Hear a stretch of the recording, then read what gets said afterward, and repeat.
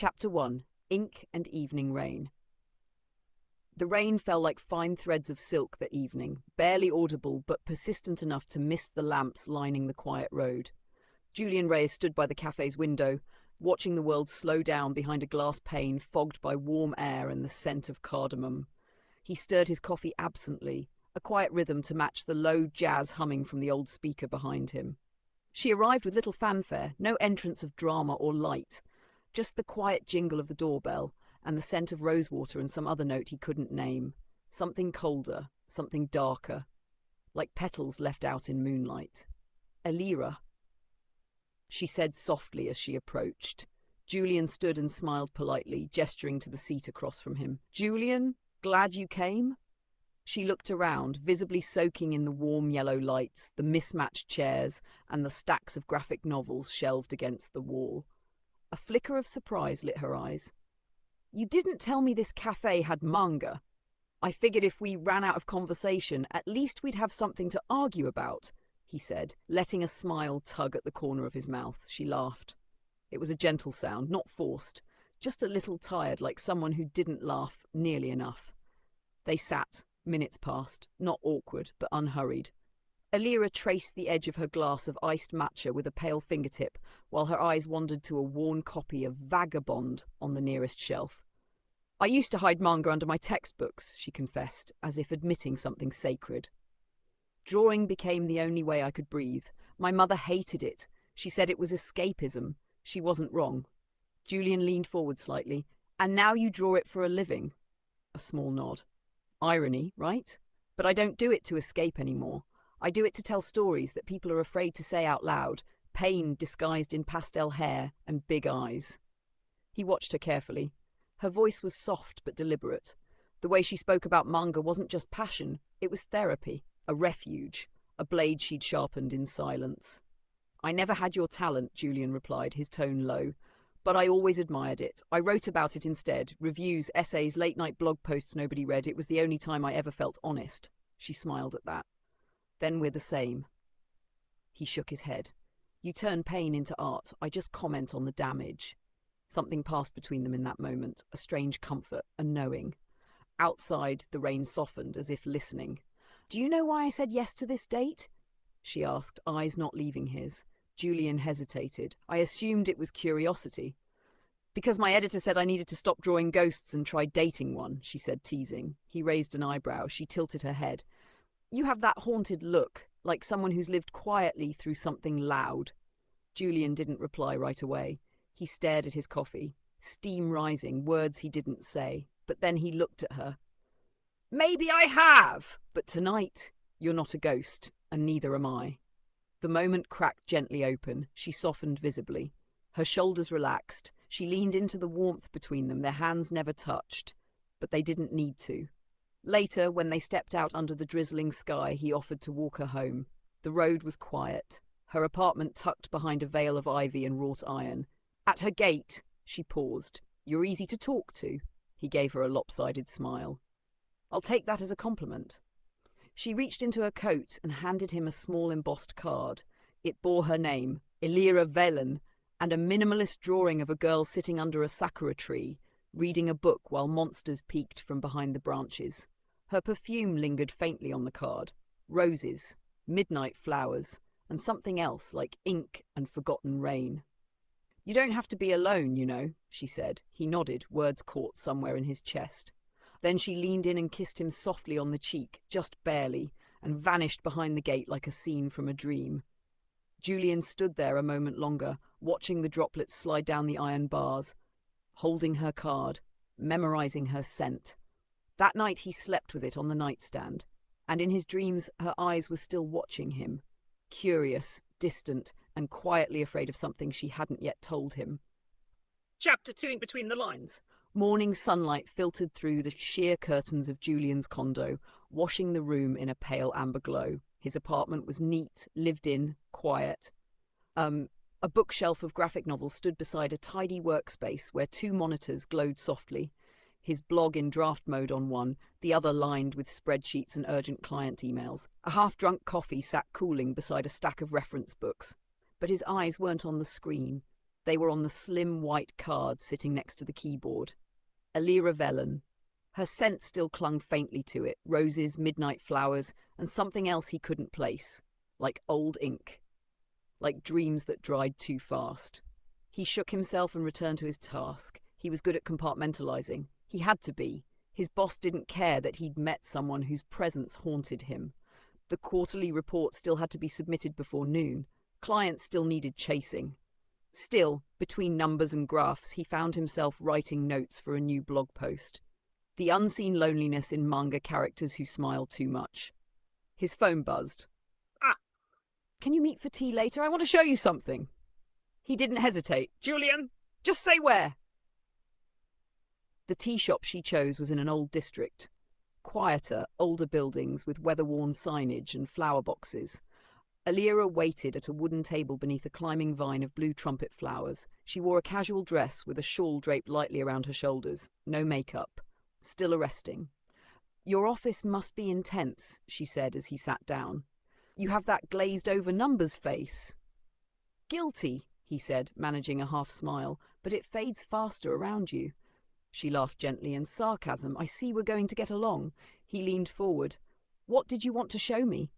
Alira reached into her bag and pulled out a leather-bound sketchbook. The edges were worn, the cover faintly stained with ink smudges and fingerprints. She opened it, carefully turning the pages. A girl with long hair sitting on a rooftop, a boy holding a sword made of paper. Panels that shifted between quiet solitude and sudden violence. The characters looked a little like them. Not quite, but close enough. "It's my newest project," she said quietly, "but I don't know if I'll finish it." Julian studied the artwork. "Why?" She looked away. "Because it feels too honest, too close." He didn't press her. He didn't have to. The tension in her shoulders spoke louder than words. She flipped to one page, a girl staring at her own reflection, but her reflection was wearing a mask with hollow eyes. Below, in careful lettering, "I am only safe when no one looks too closely." Julian stared at the page, then at her. "You're hiding something," he said softly. Her hand paused over the book. "Everyone is." The silence between them stretched, fragile but not uncomfortable. He broke it gently. "I won't ask you to tell me, but you don't have to lie to me either." Alira closed the sketchbook and placed it in her bag. "I didn't lie," she said. "Not yet." She smiled, but there was something behind it now. Something tired. "Come," she said, rising. "Let me walk you somewhere new." They ended up on an old bridge not far from the edge of the city. Below it, a narrow river wound through tall grass and gnarled trees. She leaned on the rail, watching the water move like her thoughts. Julian stood beside her, close but not touching. "I used to come here when I was younger," she said, "before my parents lost everything, before the debt, before the men started showing up." He turned to her, quiet. "Mafia?" he asked. She nodded slowly.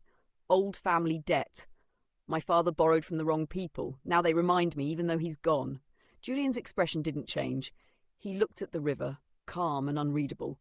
But something shifted in him, something buried deep, flickering awake like a blade in shadow. "I used to know people in that world," he said after a pause. "I walked near it, but never inside it." Alira glanced at him, surprised. "So you understand what it means to be watched, to be afraid?"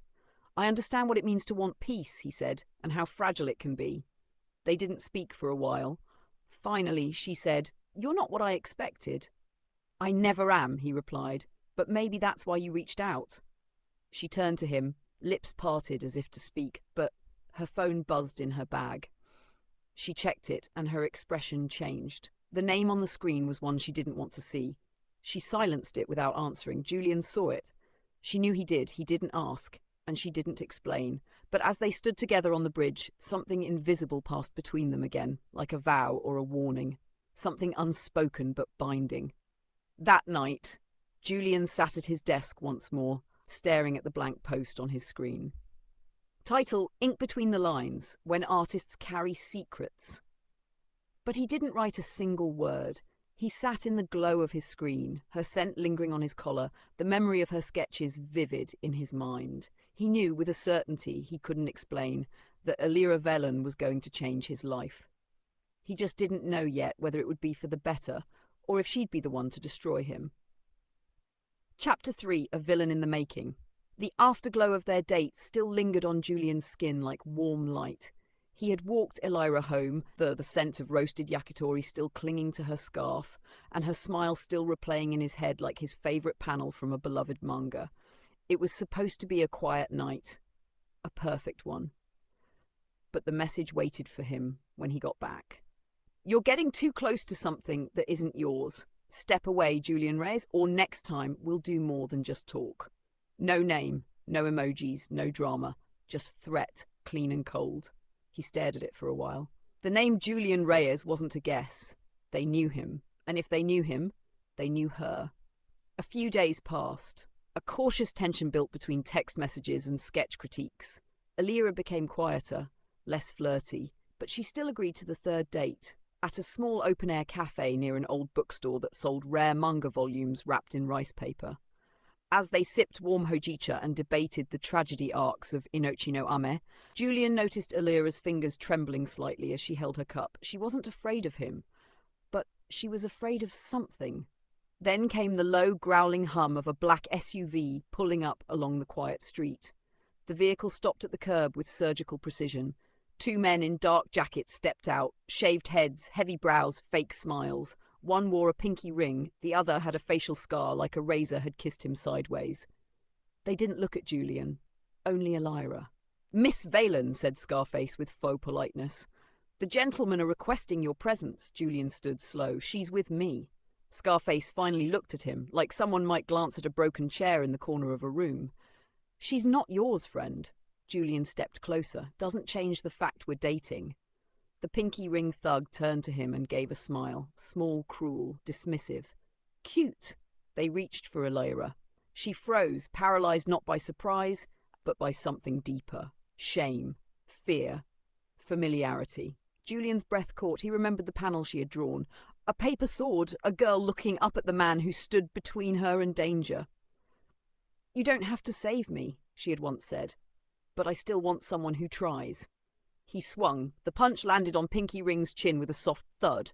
The thug stumbled back a step, then laughed. "You hit like a girl," he spat and cracked Julian across the face. Julian hit the ground. His nose gushed blood, everything rang and spun. He could stay down, he could let this pass, he could still be normal, but then something broke. He stood. Slowly, calmly. The air around him seemed heavier, his shadow darker, his smile wrong. "No," Julian whispered. "You hit like a wimp." Then the real fight began. He didn't brawl. He targeted. His fists landed with intent. Throats, temple. He fought like someone who hadn't forgotten violence, but had simply buried it until now. Elira screamed his name, but he didn't hear. Scarface reached for his sidearm, but Julian's foot crashed into his thigh and a knuckle drove straight into his throat. The thug collapsed, gasping like a fish dying on air. Julian's knuckles bled. His lips parted into an eerie chuckle, half amusement, half hunger. Then he paused. Elira's eyes. Not admiration. Not gratitude. Fear. He blinked. The fog of adrenaline lifted. "Elira," he said, rushing to her. "Come on, we need to go." They ducked through alleys and side streets, ending up in an abandoned storage room behind a closed bakery. Julian's shirt was soaked in blood, most of it his own. Elira kept staring at him like she didn't know who she was looking at anymore. He tried to smile. "Don't worry. They won't follow." "We should call the police," he added, already reaching for his phone. No. She grabbed his hand, trembling. "Please, if we make noise, they'll come harder next time. They'll make me pay. Or someone else." He stopped, nodded, but his eyes still sharp, still searching, still stained by what had just come out of him. Elira backed away slowly, her eyes on his like she was watching a stranger she'd only just realized she'd invited into her life. "Julian, who are you?" He said nothing. Not at first. Finally he sat down, his breath slowing. He pressed his back to the wall, looking at his shaking hands. "I'm someone who used to have friends in the dark," he said. "I saw how easy it was to become one of them, so I walked away. I wanted something real, something normal." His eyes met hers. "I thought I could keep that part of me buried." She didn't reply. She only came forward, slowly crouched in front of him, and took his hand. "Let me treat this," she whispered, pulling out tissues, a small ointment kit from her purse. "You're bleeding." Her voice was soft, too soft, not trusting, but still caring. Elira's hands shook slightly as she cleaned his knuckles, but she didn't let go. Julian watched her, the gentle way she dabbed the blood, the distant fear in her eyes, the conflict she couldn't name. He smiled, weakly. "You still holding my hand, Alira?" "I know," she said quietly. "I shouldn't, but I am!" To Alira, Julian was no longer the quiet manga lover. He was the shadow of the villain she used to write about. But he had saved her, and the line between danger and protection was blurring fast. Chapter 4. Shadows in the Moonlight. They sat beneath a hanging veil of moonlight, the world hushed around them. Somewhere in the distance, crickets murmured like a subtle score. Julian's jacket rested lightly over Alira's shoulders. The night air was crisp but not cold. Just quiet enough to open old doors no one dared to touch in daylight. Alira turned slightly, her long lashes catching the moonlight. "You always make me feel safe," she said gently. "But tonight, that side of you, at the SUV, it wasn't Manga Julian." Julian gave a half smile, looking down at his hands. His knuckles were still healing. "Yeah," he murmured. "That wasn't Manga Julian. That was something else." She tilted her head. "Julian, what kind of past did you have? Really?" He exhaled, a long, steady breath, then a crooked smile. "You ever watched Star Wars?" he said, voice low. "You know Darth Vader? Picture that, but real. No mask, no galaxy, just blood, alleyways, and the kind of laughter that makes people cross the street." Alira laughed softly at first, thinking he was being ironic, but her smile slowly vanished when she saw his eyes. He wasn't joking. "I used to be a regular office guy even back then," Julian said, staring into the distance. "Just trying to make ends meet. But one night I got jumped. 3 guys. One had a knife. I didn't scream. I didn't run. I smiled." He looked at her now, eyes unreadable. "And then I broke 2 of their jaws and left one unconscious. I don't even remember how many times I hit him." Alira's mouth fell open slightly. The breeze lifted a strand of her hair, but she didn't move. "And that," Julian said with a hollow chuckle, "is how I made friends. Turns out they weren't just thugs. They had ties, connections, underworld stuff. They liked me, said I was different, said I should have been born a monster." Alira didn't speak. Her fingers curled slowly into the jacket sleeves. Julian's voice stayed even, quiet, but every word carried the weight of a man who hated remembering.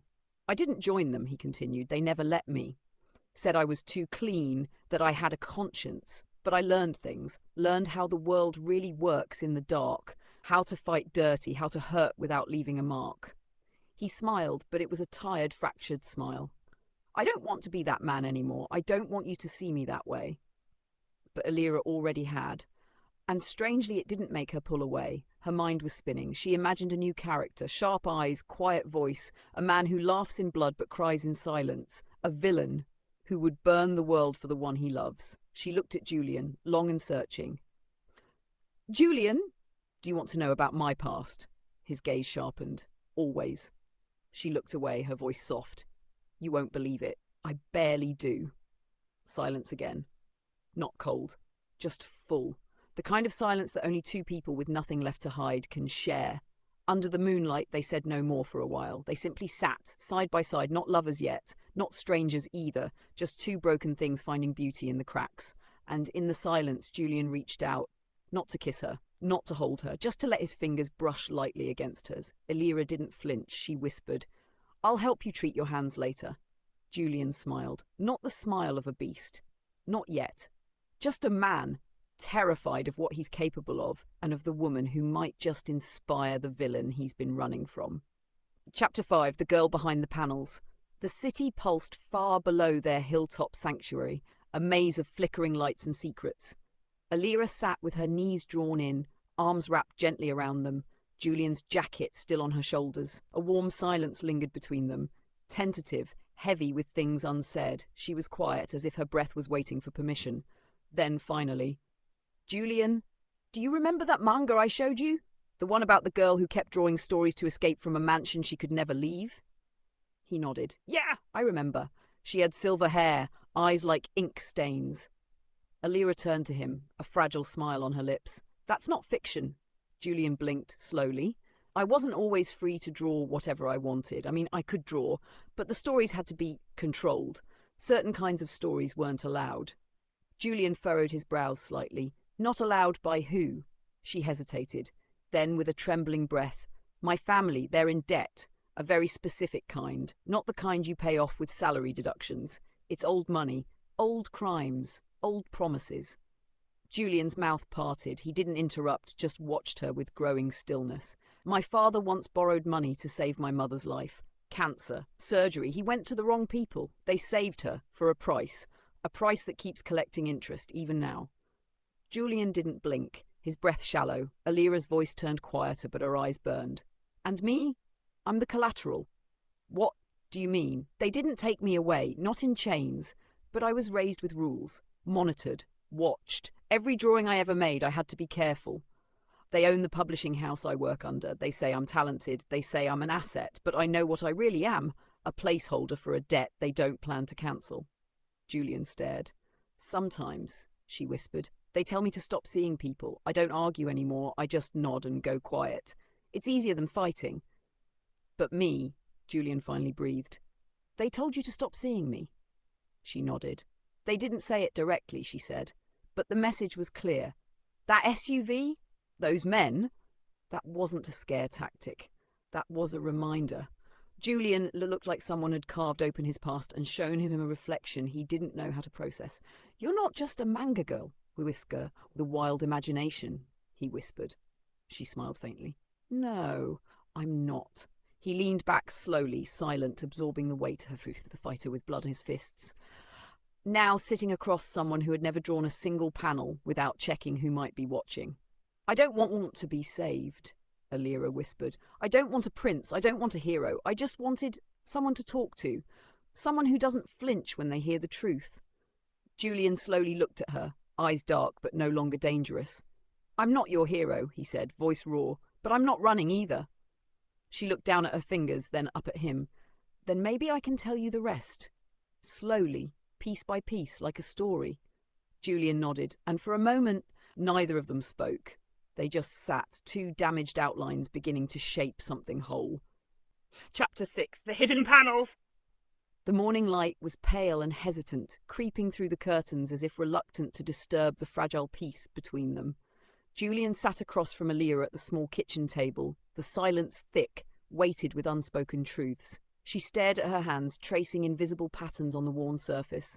Finally, she spoke, not looking up. There's more to why I'm tied to that debt, she said softly, voice almost a whisper, more than just money or family honour. Julian leaned forward, the tension in his muscles tightening like a coiled spring. You can tell me. Alira's breath caught. When I was younger, I saw something I wasn't supposed to see. She paused, the memory flickering in her eyes, shadows and fear, silent screams in a dark room. A betrayal, a murder. Someone close to my family. Someone powerful. I can't say who, not yet, but I know they would have killed me if they had found out I saw it. Julian's heart hammered in his chest. And that's why the debt? No, she said, voice trembling now. The debt is a cover. They say it's because of money, but really it's because I'm a threat. She looked up finally, eyes fierce, yet vulnerable. My manga stories, they're not just stories, they're messages, coded warnings, pieces of a puzzle I'm trying to put together. Maybe one day someone will understand. Maybe that someone is you. Julian's mind raced. The delicate girl he had met, the artist with mesmerizing eyes and gentle smiles, was living a nightmare disguised as ink and paper. He reached across the table, his hand steady. You're not alone in this. We'll figure it out, together. Alira's lips quivered into a faint smile, but her eyes held a storm. I'm scared, she admitted. Not just of them, of what might happen if the truth comes out. Julian nodded slowly. Fear's a good reason to fight. The weight between them shifted, no longer just a burden, but a bond forged in whispered secrets and fragile hope. The ink turns red. The black SUV rolled into the underground garage like a wounded animal returning to its den. Its headlights cut through the foggy air before flickering out, the vehicle coughing to a halt. Inside the dark, wood-panelled office above, the scent of tobacco and old paper clung to everything like ghosts of past sins. The mafia boss sat in his leather chair, backlit by the dim glow of a green banker's lamp. A thin trail of cigarette smoke curled in front of his sharp, unreadable eyes. He didn't speak as his men entered, bloodied and limping, shirts torn, dignity shattered. Speak, the boss finally said, his voice low, cold and calm as ice swirling in a whiskey glass. The driver swallowed hard. Boss, it wasn't supposed to go down like that. The girl, Elira, was with this guy. Looked soft. Looked like a nobody. The boss said nothing. Next thing we know, he's laughing like a damn villain out of a horror manga, and he broke them, boss. Precise hits. Cold. We're lucky he didn't kill them. A silence followed. The only sound was the soft tap of ash falling into a crystal tray. The boss narrowed his eyes. The boyfriend? He said slowly. Julian Reyes? The driver nodded. Humph. Manga reader. A dry chuckle escaped the boss. I like him. He leaned forward. Kill him. The driver nodded. And the girl? A pause. Sir? She's been drawing too close to the truth in her pages. I warned her. She turned my secrets into panels. That new manga she submitted, the one with the villain who laughs as he bathes in blood and swears loyalty to a princess, he crushed the cigarette into the tray. She's drawing me. She just doesn't realize how close she's gotten. He picked up a phone and barked orders to his corrupt contacts in the police force. Put reward money on their heads. 500,000 each. I want them delivered to me, dead or in pieces. Then he hung up, smoothed his suit, and turned toward a waiting folder on his desk, his blackmail files. Time to tighten the noose on a few crooked politicians ahead of the elections. Julian Reyes blinked as he stared at the glowing screen of his tablet. His hand trembled slightly, the coffee cup tipping over and spilling onto the floor with a muted splash. Elira, he whispered, you didn't. On the trending page was the newly released manga, Bloodshade Devotion. A villain with uncontainable bloodlust, eerily grinning in every panel, kneeling before a princess heroine while drenched in enemy blood, begging her not to run, begging her to stay. Julian's face went pale. Is this me? His phone buzzed. Elira's ringtone. He picked it up. It wasn't her. Elira's editor, said the voice, breathless and panicked. She's fired, not by me, by the big bosses, but more importantly, you both need to run. Now. There's a bounty on your heads. 500,000. I don't want my best manga writer turned into a corpse. Click. Julian sat still, processing everything. Elira had made him a villain on the page. The real villains were now hunting them. He looked up at the darkening sky outside the cafe window and muttered, What chapter are we in now? Chapter 8, Smoke, Paper, Blood. Julian Reyes sat at the edge of his bed, shirt half buttoned, staring into the empty space of his studio apartment. The late afternoon light cast long shadows across the floor, creeping toward him like quiet threats. The coffee mug in his hand had long since gone cold. His other hand held the manga. Her manga. Blood Sonata, the villain who loved the princess. He had flipped through it 3 times now, and every time he stopped on the same page, page 23. The villain, cloaked in a tattered coat, blood on his face, kneeled before the heroine princess. His eyes were empty, but his voice, written in speech bubbles, begged for love, promised war in her name. Julian's jaw clenched. The resemblance wasn't just in the fighting stance or the eerie grin. It was in the eyes. His eyes, that haunted, feral look he had tried for years to bury under clean shirts, well-written blogs and steady routines. He didn't know whether to laugh or panic. Then the knock came, gentle, familiar. He opened the door slowly. Elira Velen stood there in a grey hoodie, her sketch pad hugged to her chest, no makeup, barefaced, still beautiful, still unraidable. They stood there for a second longer than normal lovers should. Can I come in? She asked softly. Julian nodded, stepping aside. Elira sat quietly on the couch, flipping open her sketch pad but not drawing. Julian poured her tea. No words yet, just the silence of 2 people pretending everything hadn't changed. Finally he said it. You drew me. Elira's pencil tapped against the edge of the pad. I drew what I saw. He sat beside her, not touching, watching. You made me a villain, he said, a breath of pain under his voice. No, she replied, voice firm but sad. I made you real. That silence again. Then Elira added, eyes still cast downward. You're the most terrifying person I've ever felt safe with. Julian looked away, his chest tightening. That's not a compliment. Elira chuckled once bitterly. It's all I have. Then she dropped the bomb. My editor fired me. Julian turned to her sharply. Why? He said there's a price on our heads, and my manga just became too recognizable, too real. Julian sat back, the weight of the world crashing into him. They'll come again, he said quietly. Yes, Elira whispered. Julian looked at her, eyes sharp now. Do you want to run? Elira hesitated, then nodded, but her voice was shaking. But before we run, I want to tell you who I really am. Julian waited, tense. I was born in Marseille. My real name isn't Elira Velen. It's Eleanor Vaillant. My father died owing millions to a French-Spanish mafia. My mother fled with me to the Philippines. I've been hiding in ink and paper ever since. Julian blinked. So all of this? I became a manga artist because I wanted to write happy endings for other people, because I never believed I'd get mine. She finally looked at him, her eyes wet. And then you appeared, like a monster with soft hands. Julian chuckled. I'm not soft, Elira. I know, she said, smiling through sadness, but I wanted to believe it. Outside, a police siren wailed past, far but ominous. The air between them froze. They didn't kiss, Vera. They didn't hold hands. But they sat there, close enough to hear each other's breath. Elira's pencil finally moved. Sketching. Not manga this time. Something slower. Something rougher. A sketch of Julian with half his face in shadow. He watched her, unsure whether he was falling deeper into love or into doom. And then Julian said softly, If I become a villain, I'll become your villain. Elira didn't reply, but her hand reached out and rested on his. A soft tremble between fingers.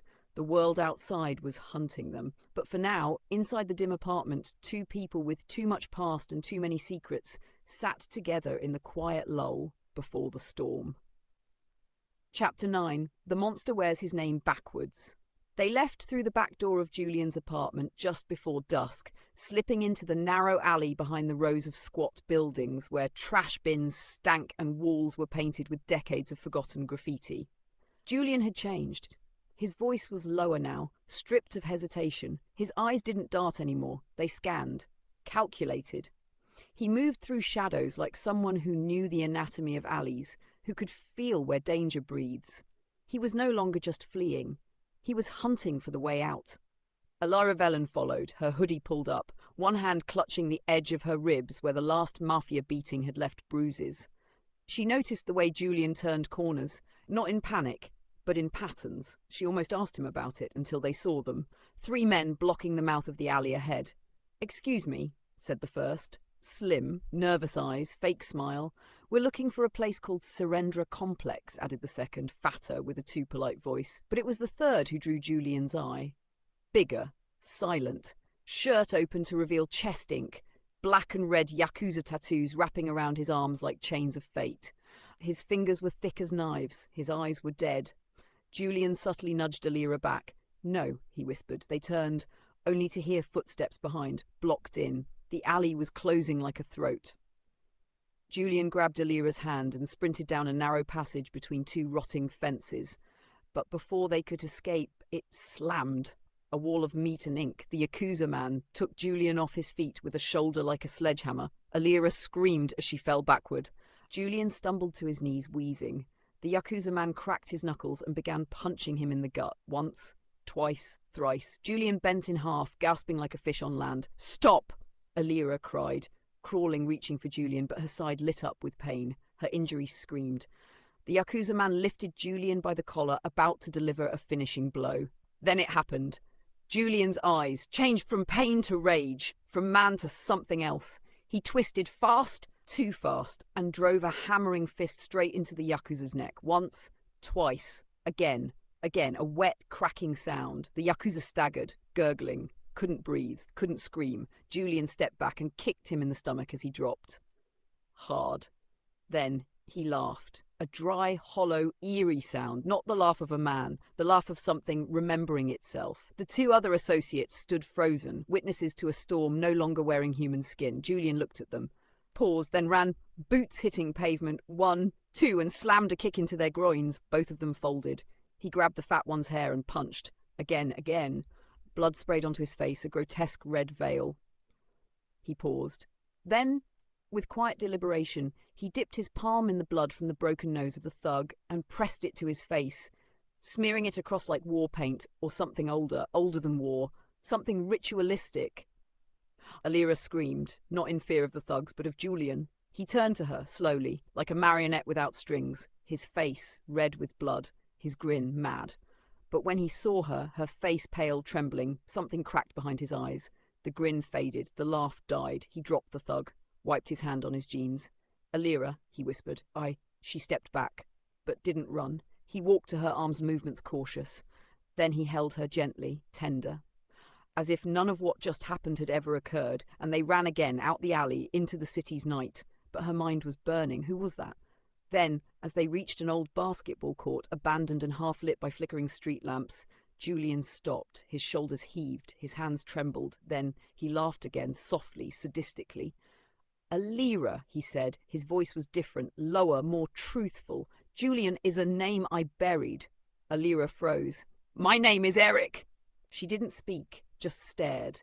And yet, he still held her hand like it was the only thing keeping him human. She looked into his face, this man, this beast, this manga villain come to life, and whispered, "Are you going to hurt me?" He blinked. Then, genuinely, his voice cracked. "I'd kill the world before I hurt you." And then silence returned. Only the sound of sirens far away and their breath in the dark. Chapter 10. The Motel. The rain hadn't stopped when they reached the old motel. Flickering neon lights buzzed above the rusted metal door. Inside, the room was small, stained with memories of strangers, and smelled faintly of mildew and cigarettes.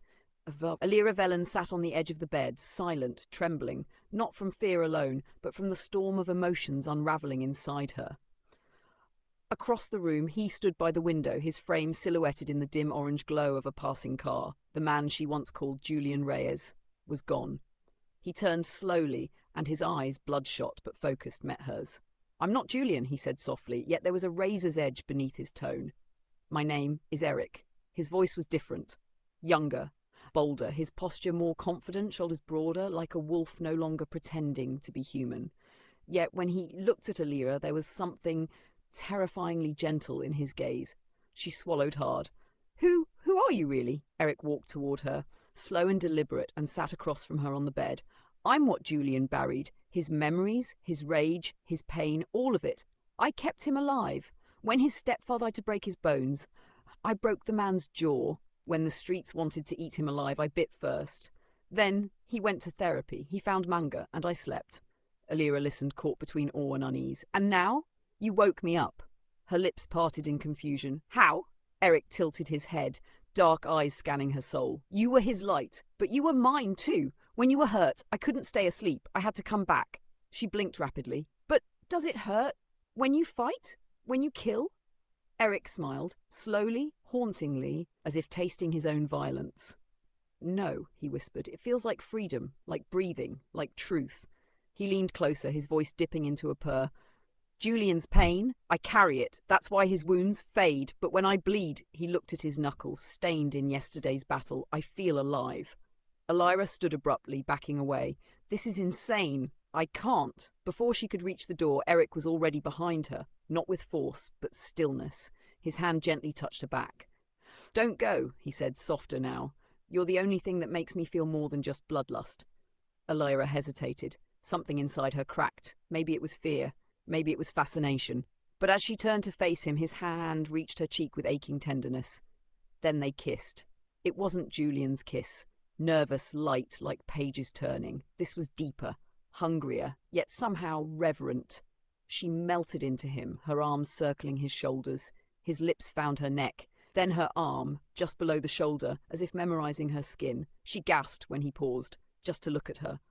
"I was never in love with Julian," she whispered, almost shamefully. Eric said nothing. "I think it was always you."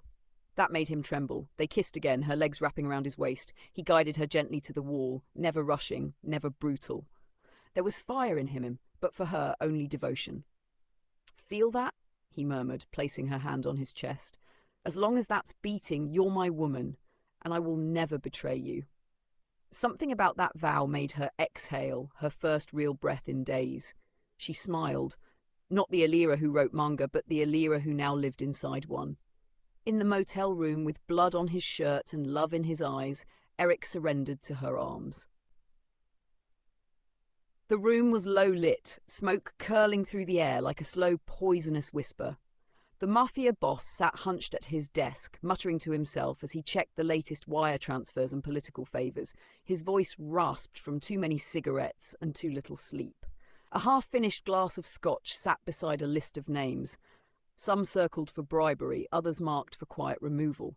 He was in the middle of calling in favours, demanding more corrupt officers to tighten the noose. But it wasn't just Julian Reyes and Elira Velen he was hunting anymore. He wanted new flesh, young ones, fresh, the kind that made even his own men uneasy when they heard him speak. From the shadows behind him, a voice answered, low and amused. "We have updates, sir. The mayor's latest affair has been confirmed. We have photos this time."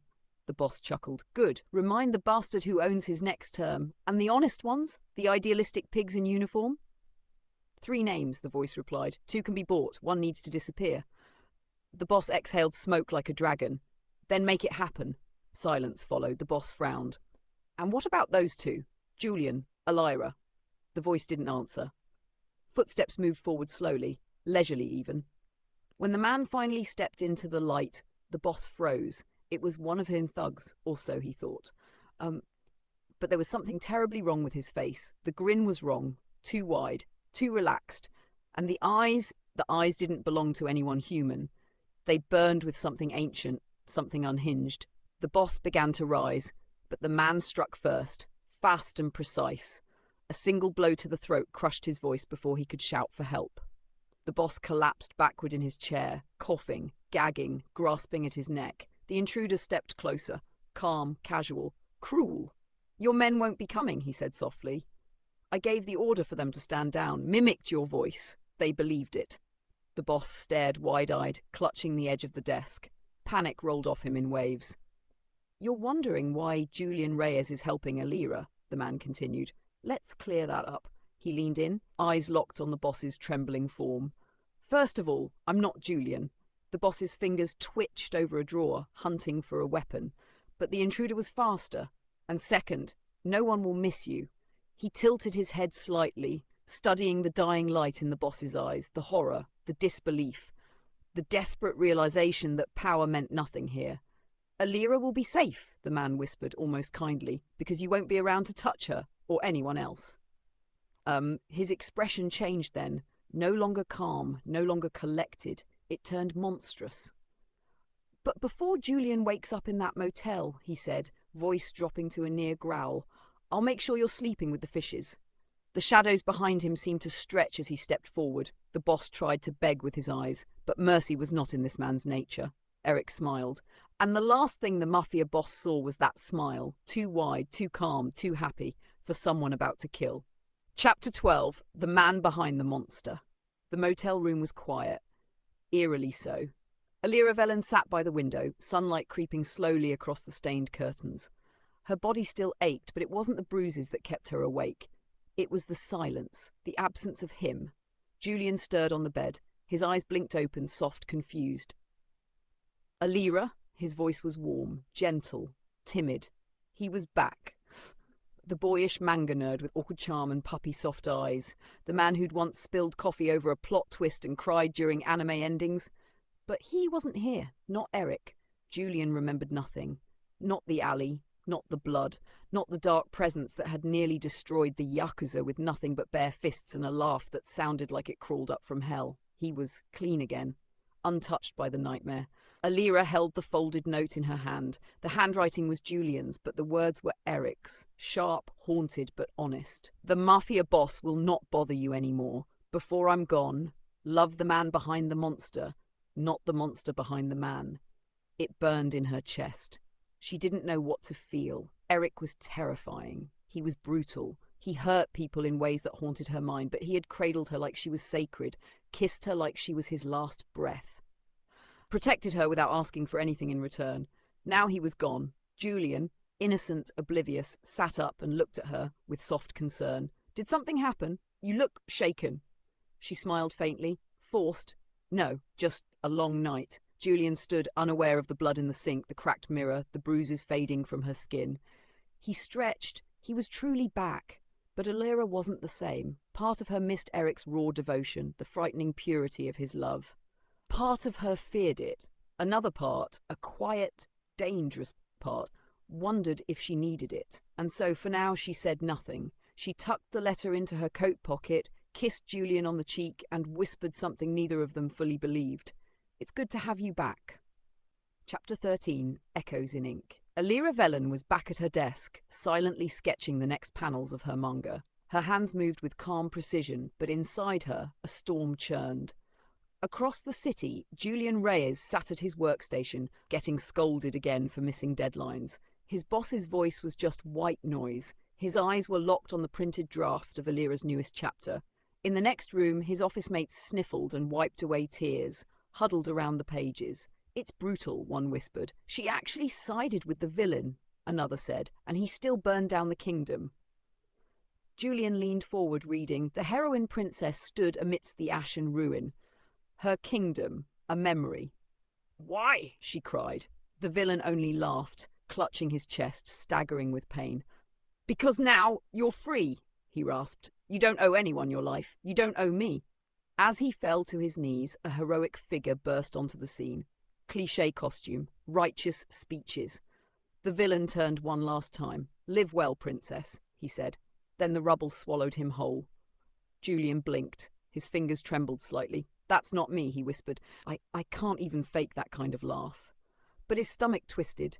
The internet had exploded overnight. Readers were obsessed. Fan theories bloomed. Villain arc, save the monster, and # Team Sadist were trending. Parents were disturbed. School officials raised concerns. The principal oddly approved. It's mature, a real discussion of morality. In Alira's studio, her editor stared at her. Is that really the ending?" she asked carefully. Alira didn't look up. "No," she said. "That's just the beginning." A beat, the editor grinned. "We're viral? The boss wants to know, So? is the villain really dead?" Alira finally raised her eyes. Her voice was soft, steady. "That depends," she said, "on whether the villain wants to be saved."